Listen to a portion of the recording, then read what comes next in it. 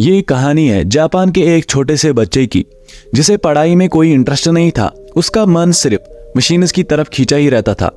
ये बच्चा खेलते वक्त फोर्ड की एक गाड़ी को देखता है। ये फोर्ड का मॉडल टी था, जिसको देखकर ये बच्चा काफी हैरान हुआ। ये मशीन्स कैसे बनती है और कैसे काम करती है, ये सब उसे बहुत पसंद था। उसका मशीनों में इंटरेस्ट इतना बढ़ गया कि 16 साल की उम्र तक उसने पढ़ाई को छोड़कर अपने पिता के साथ साइकिल रिपेयरिंग का काम शुरू किया। और ये किसको पता था कि कल यही 16 साल का गरीब बच्चा दुनिया की सबसे फेमस होंडा कंपनी का मालिक बन जाएगा।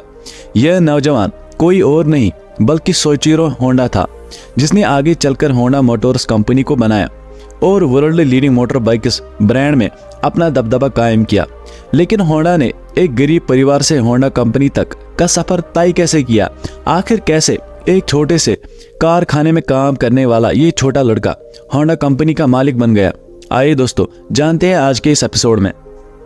1906 में जापान के शिजुका गांव में जन्मे सोइचिरो होंडा, जो गिही होंडा के बेटे थे, जो पेशे से एक लोहार थे और साइकिल रिपेयरिंग का काम भी संभालते थे।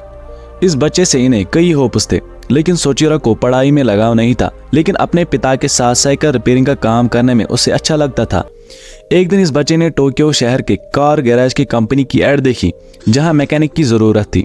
और बस इस बच्चे ने अपनी पढ़ाई और घर को भी छोड़ा और निकला अपने सपनों को पूरा करने के लिए। लेकिन उसका ख्वाब तो तब टूटता है जब वो आर्ट शुकाई की कंपनी में जॉब करने पहुंचा। कंपनी के मालिक ने उसे सफाई सुथराई और बेबी सिटिंग का काम सौंपा।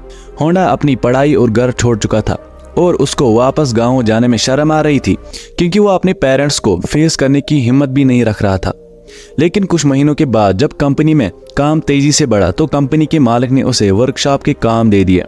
होंडा ऑलरेडी इन कामों में दिलचस्पी रखता था, इसलिए वो सब कुछ तेजी से समझ रहा था। चंद महीनों में ही वो हर तरह की गाड़ी और उनके पार्ट्स के बारे में काफी कुछ जान चुका था। साकाकीबारा की लीडरशिप में कंपनी ने आर्ट, डाइमलर और कोटिस नाम की 2 गाड़ियों को बनाया।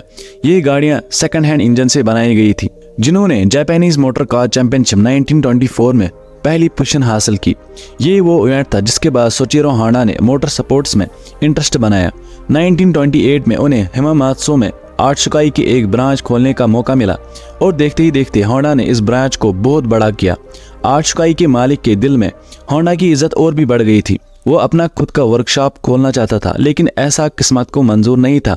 1936 में रेसिंग के दौरान होंडा का एक एक्सीडेंट होता है, जिसमें वो बुरी तरह से घायल हो जाते हैं। ना ही वो अब मैकेनिक का काम कर सकता था, ना रेसिंग। वो मालिक से रिक्वेस्ट करता है कि वो अब रिपेयरिंग का काम नहीं कर सकता, बल्कि वो अब एक अलग कंपनी बनाना चाहता है जिसमें स्पेयर पार्ट्स बनाए जाए। लेकिन इस आइडिया को कंपनी के स्टेक होल्डर्स के द्वारा रिजेक्ट किया जाता है, जिसके बाद होंडा डिसाइड करता है वो अकेले इस कंपनी को खड़ा करेगा। दिन भर होंडा आर्ट शुकाई कंपनी में काम करता था और रात में अपनी नई कंपनी के लिए खुद इंजन और पिस्टन बनाने की कोशिश करता था। अगले कई महीनों तक वो इसी रूटीन पर चल रहा था, लेकिन कोई भी कामयाबी नजर नहीं आ रही थी। उसके फेलियर्स उसकी रुकावट बन चुके थे। अपने इस हालत से निकलने के लिए उन्होंने खुद को मेटलर्जी की स्टडीज में एनरोल किया और सालों की मेहनत के बाद आखिरकार वो पिस्टन बनाने में सफल हो गए। उसने अब आर्ट शुकाई से अपनी जॉब भी छोड़ी और दिन रात पिस्टन बनाने में लगा। उसने टोयोटा कंपनी को अपने पिस्टन भेजे, लेकिन कंपनी ने 50 में से 47 को रिजेक्ट कर दिया। ये आफत होंडा पर बिजली की तरह गिरी। उसके बाद होंडा अलग अलग फैक्ट्रीज में गया, कार मैन्युफैक्चरर से भी मिला। अगले कई साल उसने इस चीज को समझने में लगा दिए और फाइनली होंडा ने एक परफेक्ट पिस्टन बना दिया। और इस बार ये पिस्टन सारी कंपनीज की क्वालिटी टेस्ट को पास कर चुके थे और होंडा को ऑर्डर्स पे ऑर्डर्स आने लगे। ऑर्डर्स को कंप्लीट करने के लिए उसने कंपनी में 2000 वर्कर्स को भी हायर किया। लेकिन बदकिस्मती से होंडा की खुशी भी चंद दिनों की मेहमान थी। 1941 में जापान वर्ल्ड वॉर 2 में एंट्री मारता है और गवर्नमेंट ने कई जापानीज कंपनीज को अपने कंट्रोल में ले लिया, जिसमें होंडा की कंपनी भी शामिल थी, जिससे कंपनी की वैल्यू बहुत ही कम हो गई और वर्कर्स को भी मिलिट्री की सर्विस में ज्वाइन करना पड़ा।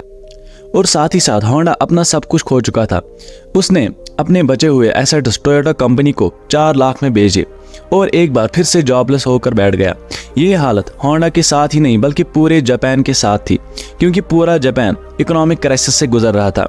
इस दौरान होंडा को जापानीज इंपीरियल आर्मी का एक छोटा इंजन मिला, जिससे वो वायरलेस रेडियो चलाया करते थे। अपनी आदत से मजबूर उसे एक आइडिया आया। उसने सोचा क्यों ना इस इंजन को एक साइकिल में लगाकर ट्रांसपोर्ट के मसले का हल निकाला जाए। इससे ट्रांसपोर्ट आसान और सस्ते भी हो जाएगी। लोगों ने इस चीज़ को बहुत पसंद किया क्योंकि वो ऑलरेडी महंगाई से परेशान थे। अगले 3 सालों में होंडा ने एक ऐसी मोटरसाइकिल मार्केट में लाई जिसने आते ही मार्केट में धूम मचाई। ये सुपर कब के नाम से लॉन्च की गई। ये मॉडल इतना कामयाब होता है कि 1958 में इसने ब्रिटेन की ट्रायम्फ और हार्ली डेविडसन की सेल्स को भी पीछे छोड़ा।